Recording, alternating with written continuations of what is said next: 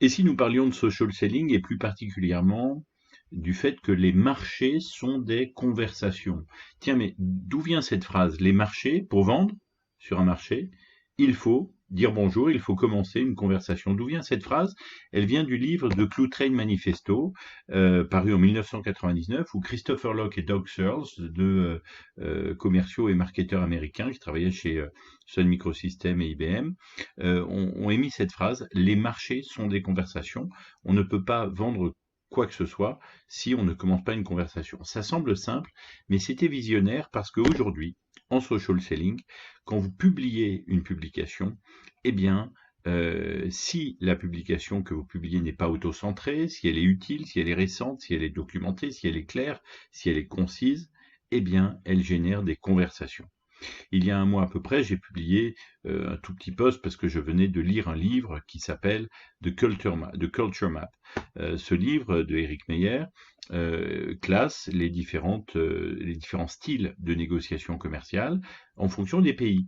Si vous négociez avec un Français, la négociation risque d'être un peu conflictuelle avec des interlocuteurs qui expriment leurs émotions. Et donc ainsi de suite, on a des pays avec des négociations non émotionnelles et très conflictuelles, d'autres peu conflictuelles, peu émotionnelles, ou très émotionnelles, très conflictuelles. Et donc Culture Map, un sujet de conversation intéressant parce que je m'adresse à des commerciaux, Jean-Philippe Cunier, je forme des commerciaux, je les aide à vendre à travers un écran, donc un sujet intéressant. Et là où on voit que on arrive à passer d'une conversation à un débat, en lançant ce type de débat, eh bien, sur LinkedIn, on arrive à avoir un certain nombre de vues et un certain nombre de commentaires.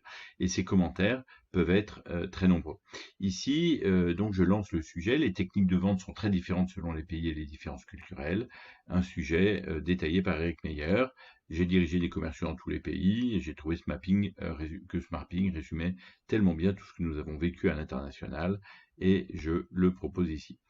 Cela a généré 19 811 vues.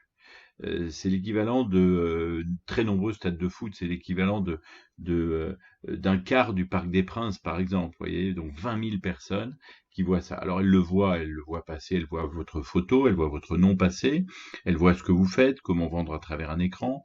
Euh, et puis, éventuellement, ça s'arrête là. Ou alors, elles viennent commenter ce que vous avez publié. Ce post a généré 209 réactions, 80 commentaires et 19 000 vues à ce stade. Et le chiffre continue à grimper.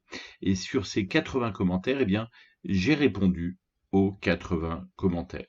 Donc, j'ai rajouté des informations, j'ai interpellé des décideurs qui vendent à l'international, comme Dirk Gerhardt, qui a travaillé avec moi chez Dow Jones il y a des années, qui est maintenant directeur des ventes, qui est au bord de Thales Belgique. Ça m'a permis de renouer un contact avec Dirk et de retravailler ensemble. Ici, je rajoute de l'information avec cet ajout qui dit que pour comprendre les cultures de négociation à l'international, je conseille également de lire le livre sur Alibaba de Duncan Clark, dont je publie également un extrait ici.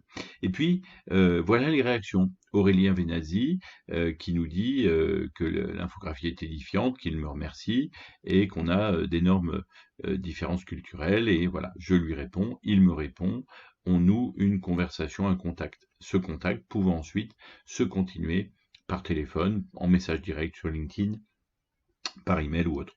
Michel Bon, qui me dit je n'ai pas autant d'expérience que toi à l'international, mais c'est vrai qu'il y a des similitudes. Merci de cette découverte, merci de ce partage. Voilà. Michel travaille en Nouvelle-Zélande. Stéphanie Constant-Perrin, avec qui j'ai eu l'occasion de travailler dans le secteur des études consommateurs, eh bien, je n'avais pas parlé avec elle depuis longtemps, mais elle a trouvé ce post très instructif et nous avons renoué contact il y a 2 semaines. Sylvain Fantoni, qui est un de mes clients, qui me remercie et donc ça augmente ma crédibilité auprès de Sylvain Fantoni. Voilà, et ça continue, il y a 80 commentaires. Donc le tout, c'est d'arriver à trouver, voilà, je cherchais un graphe de ce type depuis longtemps, me dit Laurent, livre référence, il est passionnant, donc apparemment Alban l'a lu également, un sujet que connaît très bien mon ami Thibault, donc Nicolas de chez IBM, responsable de la transformation digitale chez IBM, envoie mon poste à Thibaut Matlinger étant en Chine et en Inde pour IBM à l'international. Amélie Pratt, qui est un concurrent, qui va peut-être reprendre, qui est concurrent oui et non, qui est une collègue, qui est une formatrice basée en Suisse, et qui donne son point de vue sur la Suisse, et nous avons également renoué contact par la suite. Jérôme Gradzievic, avec qui j'ai travaillé récemment, directeur de Gradzievic Formation Commerciale, Alexandre Vaquier, voilà. Et donc, ainsi, on arrive à rester dans la mémoire des gens. Laurent Calais, avec qui je n'ai pas parlé depuis longtemps, Michel Chardonnay également, délégué régional chez Crédit Agricole Assurance, c'est vrai, tiens, je n'ai pas...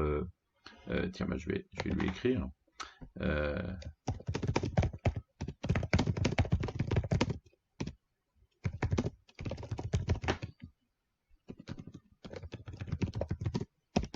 Voilà. Et du coup, je m'instruis, me disait-il, je lui réponds, alors je me permets de t'inviter sur LinkedIn, et hop, je viens de l'inviter. Voilà, donc on arrive comme ça à renouer contact, et donc effectivement, eh bien, les marchés sont des conversations. Vous voyez le nombre de publications et de commentaires et d'opportunités de conversation qu'on peut avoir.